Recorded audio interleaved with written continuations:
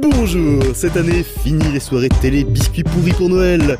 Vous fêterez ça en famille avec vos 15 cousins cousines, vos 6 oncles et tantes et tout le reste. Bon, à 5 € la boîte de chocolat plus le billet de train, ça fait dans les...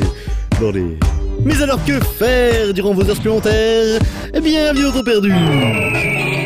J'ai honte, je n'ai jamais joué à Pokémon. Je n'ai jamais joué non plus aux Sims, hein. Bon, j'ai bien tripatouillé du SimCity dans ma tendre jeunesse sur mon CPC, mais je n'ai jamais approché un quelconque Sim machin, ou Zobidule, ni même un truc coaster. Mais par contre, cette semaine, je vous propose la simulation de musée de monstres avec Monster Corp. Dans Monster Corp, c'est super. Vous partez aux 4 coins du monde et vous achetez des zones monstres et des trucs chelous comme de la poussière d'étoiles. Et avec tout ça, dans votre labo, vous faites un monstre de légende. Après, vous l'exposez dans votre musée et c'est trop bien car il y a des gens qui viennent, qui vous rapportent plein de l'argent et c'est trop cool. Après, avec vos sous, vous achetez d'autres trucs pour faire d'autres créatures, vous embauchez des gens, vous décorez votre belle propriété, vous vous agrandissez, etc., etc. Mais bon, en fait, je voulais surtout vous parler d'autre chose. Vous voyez le monsieur là? Non, pas celui-ci, celui-là, là. Là, je vous dis. Eh ben, ce monsieur, c'est un ninja. Eh ouais, mon bon monsieur. Car aujourd'hui, les ninjas, ils sont partout. Pas seulement à l'Assemblée nationale, hein. Partout que je vous dis, et ça, c'est grave. Sinon, Monster Corp, c'est vraiment très très bien. Pour preuve de ce que je vous raconte, regardez. Blam! Un jeu avec un ninja. Sticky Ninja Academic, ça s'appelle. Je vous l'avais bien dit. Là, vous devez diriger un ninja qui peut s'accrocher à peu près partout.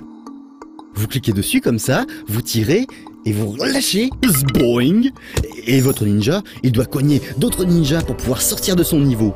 Parce que les ninjas, ils sont pas potes entre eux comme nous. Les ninjas, ils s'aiment pas. Alors pour ouvrir des portes, ils se tapent dessus.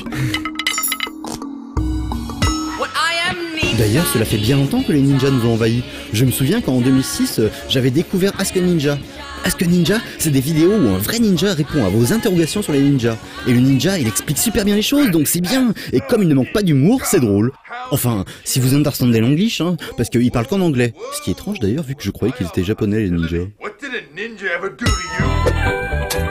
Et puis les ninjas, maintenant qu'on peut plus tuer des gens comme ça, tranquille, dans la vraie vie, aujourd'hui, ils font des vrais boulots, comme postiers dans Ninja Delivery.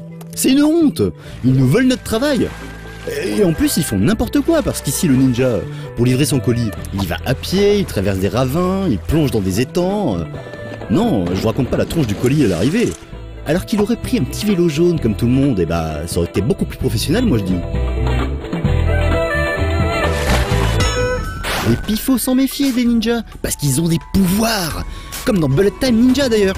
Ici le ninja, il peut faire des bullet time, même pas gérés par la caméra ou plein d'appareils photo et des fonds verts. Non, le ninja, il ralentit lui-même le temps en fonction du danger qui l'entoure. Comme ça, il peut traverser des niveaux super qui font peur, sans se brûler, se piquer ou je ne sais quoi d'autre. Alors forcément le ninja il est trop balèze, parce que moi ce que je vois, c'est qu'en allant super vite comme ça, il joue avec le temps. Et le temps, c'est important, parce que comme ça, lui, il sait qu'il ne faut surtout pas oublier que... Pour gagner plus, jouer plus. Ninja.